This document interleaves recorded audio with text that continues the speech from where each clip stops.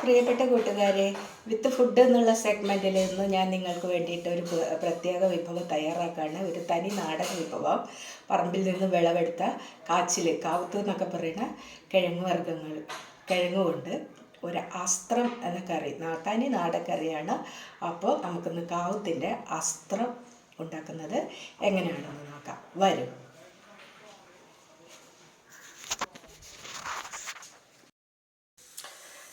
നമ്മളൊരു അസ്ത്രം കറിയാണ് തയ്യാറാക്കാൻ പോകുന്നത്. അത് കാച്ചിൽ കൊണ്ടാണ് തയ്യാറാക്കുന്നത്. സാധാരണ ചേമ്പ് കൊണ്ടും തയ്യാറാക്കാം. ഇത് കാച്ചിൽ കൊണ്ടാണ് തയ്യാറാക്കുന്നത്. കാവുത്ത് പ്രാദേശികമായിട്ട് വേറെ പേരിലൊക്കെ ആയിരിക്കും അറിയപ്പെടുക. അപ്പോൾ അതിൽ ഉപ്പ്, മഞ്ഞൾ, മുളക്, ചുവന്ന മുളക് 1 ടീസ്പൂൺ ഇട്ടിട്ടുണ്ട്. ഇത് 1 കിലോ കാവുത്താണ്. അതിലേക്ക് പിന്നെ 1 കിലോ കുറച്ചൊക്കെ ചിലപ്പോൾ കുറവുണ്ടാവും. ഞാൻ പറിച്ചെടുത്തതാണ് പറമ്പിൽ നിന്ന്. ഇത് പിന്നെ വേവിക്കാൻ വയ്ക്കുക. ഉപ്പ്, മഞ്ഞൾ, മുളകൊക്കെ ഇട്ടിട്ട് വേവിക്കാൻ വയ്ക്കുക. ആദ്യം മൺചട്ടിയിൽ ഉണ്ടാക്കണം. ആവശ്യത്തിന് വെള്ളമൊക്കെ ഒഴിച്ച് വെക്കണം. ഇത് കുറുകി വരുന്ന ഒരു കറിയാണ് കാച്ചിലിൻ്റെ അസ്ത്രം. അസ്ത്രം സാധാരണ കഞ്ഞിയുടെ കൂടെയാണ് പഴയ കാലത്തൊക്കെ ഉപയോഗിച്ചിരുന്നത്. എല്ലാ കിഴങ്ങുകളുടെ വിളവെടുപ്പ് കാലത്ത് എല്ലാ കിഴങ്ങുകൾ കൊണ്ടും ഇത് ഉണ്ടാക്കാറുണ്ട്. ചേമ്പ് കൊണ്ടുള്ളത് വളരെ പ്രസിദ്ധമാണ്, എല്ലാ നാട്ടിലും ഉണ്ട്. കാച്ചിൽ കൊണ്ടുള്ളത് എനിക്ക് അറിയത്തില്ല. വയനാട്ടിൽ ഈ പറഞ്ഞ കിഴങ്ങുകളൊക്കെ ഉള്ളതുകൊണ്ട് ഇത് ഞാൻ അവിടുന്ന് പഠിച്ചതാണ്.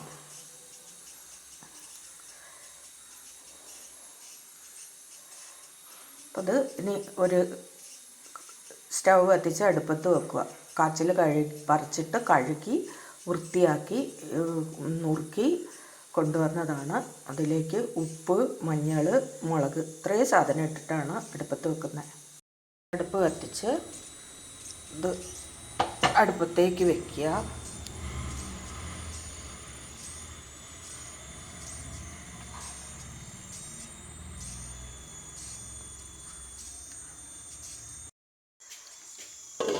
അസ്ത്രം മൂടി വെച്ച് വേവിക്കണം.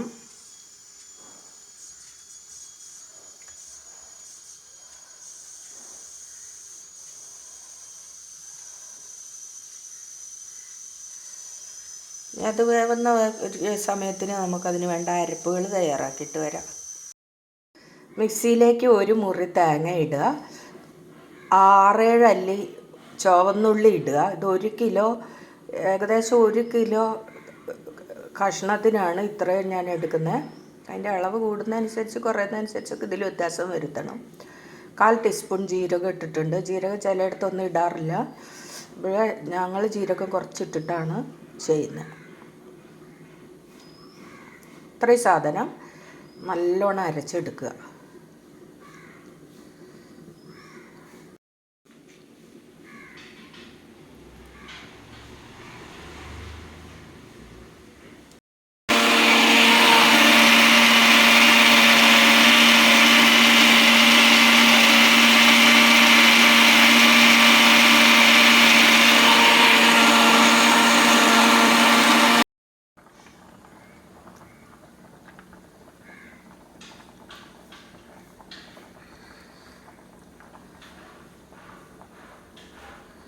നല്ലോണം തിളച്ച് വേവണം.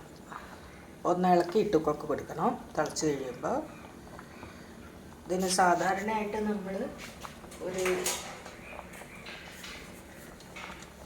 ചിരട്ടക്കയിലാണ് ഉപയോഗിക്കാറ്. നാടൻ കുക്കിങ്ങിനൊക്കെ അധികം മൺചട്ടിയും ചിരട്ടക്കയിലും ഉപയോഗിക്കുക. അത് ശരിക്ക് വേവണം. ഒന്നേ ഉള്ളൂ. ഒന്ന് ഇളക്കിയൊക്കെ ഇട്ട് കൊടുക്കുക.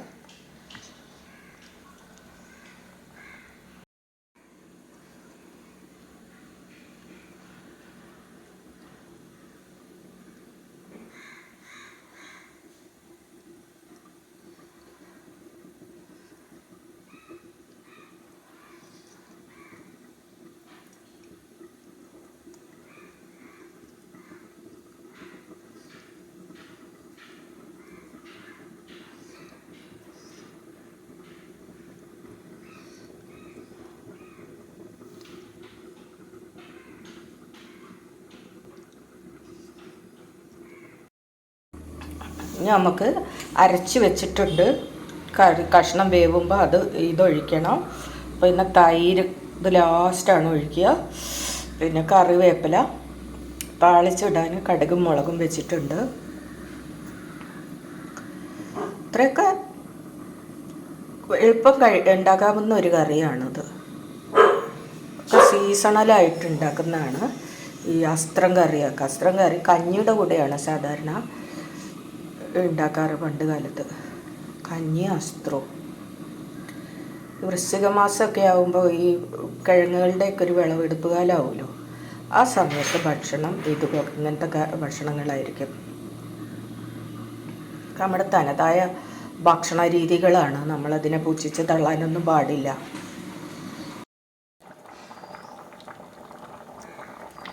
ഇപ്പോൾ കഷ്ണമൊക്കെ ശരിക്ക് വെന്തിട്ട് ആയിട്ടുണ്ട്. ഇനി നമുക്ക് അരപ്പുകൾ ചേർക്കാം. എന്തായാലും ഇതിങ്ങനെ ആക്കുമ്പോഴേക്കും പതുക്കെ ഉടഞ്ഞ് വരും. അതായി കറിക്ക് പിന്നെ ഒരു കുറുകിയ ഷേപ്പായിരിക്കും എപ്പോഴും. ഈ കിഴങ്ങുകൾ ഉടഞ്ഞ് കൂടുമ്പോൾ, കിഴങ്ങെന്ന് വെച്ചാൽ ഇത് ചേമ്പ് കൊണ്ടും ഉണ്ടാക്കാൻ, ചേമ്പ് കാച്ചിലും കൊണ്ടും ഉണ്ടാക്കാം. ഇത് ഞാൻ കാച്ചിൽ മാത്രമാണ് ഉണ്ടാക്കിയിട്ടുള്ളത്. ഇതാ അരപ്പ്, വെളുത്തുള്ളിയും ജീരകവും ഒരു മുറി തേങ്ങയും കൂടി അരച്ച അരപ്പാണ് അത്. അതിലേക്ക് നമ്മൾ ഒഴിച്ചു കൊടുക്കുകയാണ്. കുറച്ച് പുറത്തേക്ക് പോയി.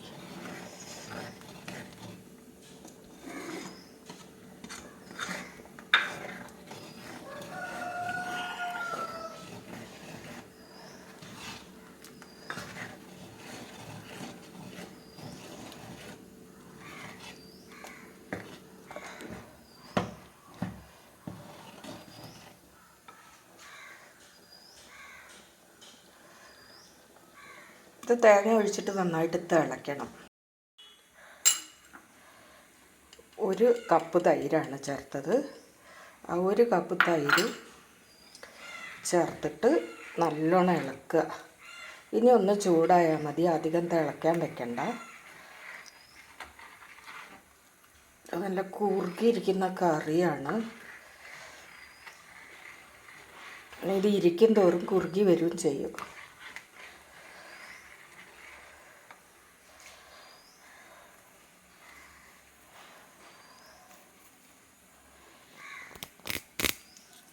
കുറച്ച് കറിവേപ്പിലയൊക്കെ ഇട്ട് കൊടുക്കാം.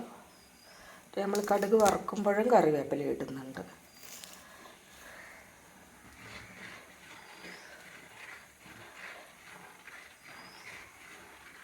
കൈ എടുക്കാതെ തന്നെ ഒന്ന് ഇളക്കണം.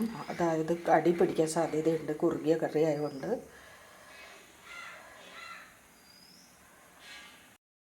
കടുക് വറുത്തങ്ങിട്ട് ഇടുക. കടുക് വറുത്തിട്ടതിന് ശേഷം ഇത് നല്ലോണം മൂടി വെക്കണം. ഇളക്കരുത്. കുറച്ച് നേരം മൂടി വെക്കണം. ഒരു 5-10 മിനിറ്റ് നേരം അതങ്ങനെ മൂടിയിരിക്കണം.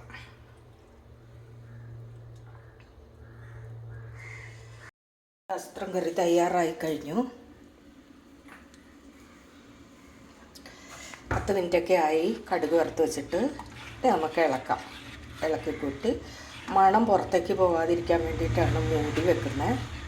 വറുത്തിട്ടതിൻ്റെ മണം ഉണ്ടല്ലോ, അത് പുറത്തേക്ക് പോകരുത്. അത് ഇതിൽ തന്നെ നിൽക്കാൻ വേണ്ടി 10 മിനിറ്റ് മൂടി വെച്ചു.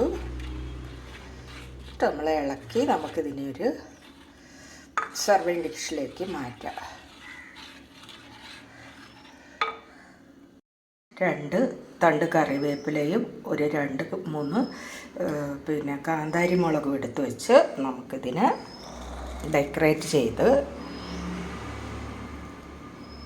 നമുക്ക് ഡൈനിങ് ടേബിളിലേക്ക് ഇതിനെ മാറ്റാവുന്നതാണ്. അങ്ങനെ നമ്മുടെ അസ്ത്രം കറി തയ്യാറായി കഴിഞ്ഞു. അസ്ത്രം കറിക്ക് ഭയങ്കര ടേസ്റ്റുള്ളൊരു കറിയാണ്. വിശപ്പ് മാറുന്നൊരു കറി കൂടിയാണ്. സ്റ്റാർച്ച് കണ്ടൻറ്റ് കൂടുതലുണ്ടാവും കിഴങ്ങുകളായതുകൊണ്ട്. പ്രമേഹ രോഗികൾക്ക് കുറച്ചേ കഴിക്കാൻ പാടുള്ളൂ. അത് ടേസ്റ്റിയാണ്. വേറെ അസുഖങ്ങളൊന്നുമില്ലാത്ത, ജീവിതശൈലി രോഗങ്ങളൊന്നുമില്ലാത്തവർക്ക് വളരെ നല്ലതുമാണ്.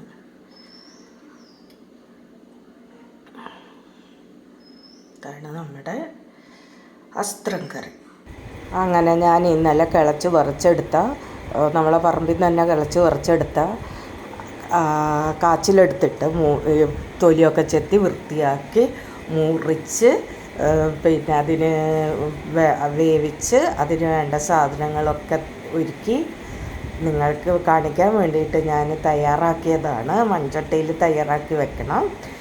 അങ്ങനെ ഉണ്ടാക്കിയ ആസ്ത്രം കറിയാണ് ഇത്. കഞ്ഞിയുടെ കൂടെ ഇത് ഭയങ്കര ടേസ്റ്റാണ്. നല്ല നെല്ലൂത്തരിയുടെ കഞ്ഞിയും അസ്ത്രവും കൂടിയാണ് ഒരു കോമ്പിനേഷൻ. പഴയ കാലത്തെ ഒരു കറിയാണിത്. അസ്ത്രം കറി തയ്യാറായി കഴിഞ്ഞു.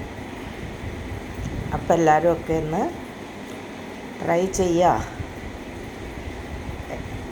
എനിക്ക് അങ്ങനെ ഓരോന്ന് പഴയ കാലത്തെ സാധനങ്ങളൊക്കെ ഉണ്ടാക്കുമ്പോൾ ഒരു സന്തോഷമാണ്. ഇടയ്ക്കൊക്കെ ഞാനത് ഉണ്ടാക്കി വെക്കും. നമ്മുടെ പാരമ്പര്യത്തിൻ്റെ കറികളാണ് ഇതൊക്കെ. നമ്മുടെ കാലാവസ്ഥയിലും ഭൂപ്രകൃതിയിലും ഉണ്ടാകുന്ന വിഭവങ്ങളൊന്നും നമ്മൾ പാഴാക്കി കളയാതെ നമ്മൾ ഇടയ്ക്കൊക്കെ അത് വിളവെടുത്തിട്ട് വല്ല ഇതൊക്കെ ഉണ്ടാക്കി നമ്മുടെ കുടുംബാംഗങ്ങൾക്ക് ഹെൽത്തിയായ ഫുഡ് കൊടുക്കുക. അതൊരു സന്തോഷകരമായ പ്രവൃത്തിയാണ്. പ്രിയപ്പെട്ട കൂട്ടുകാരെ, അങ്ങനെ നമ്മുടെ കാച്ചിൽ കൊണ്ടുള്ള അസ്ത്രം കറി തയ്യാറായിട്ടുണ്ട്. ഇത് വളരെ ഹെൽത്തി ആയിട്ടുള്ള ഒരു നാടൻ വിഭവമാണ്. അപ്പോൾ നിങ്ങൾ എല്ലാവരും ഒന്ന് തയ്യാറാക്കി നോക്കണം. എന്നിട്ട് അതിൻ്റെ വിവരങ്ങളൊക്കെ അറിയിക്കണം. അത് എല്ലാവരും ഉണ്ടാക്കി നോക്കുക. ഇത് ഈ കിഴങ്ങുകളുടെ വിളവെടുപ്പ് കാലത്തുള്ള ഒരു പ്രത്യേക കറിയാണ് അസ്ത്രം കറി. തനി നാടൻ വിഭവമാണ്. അപ്പോൾ എല്ലാവരും ഉണ്ടാക്കിയിട്ട് അറിയിക്കണം. Thank you.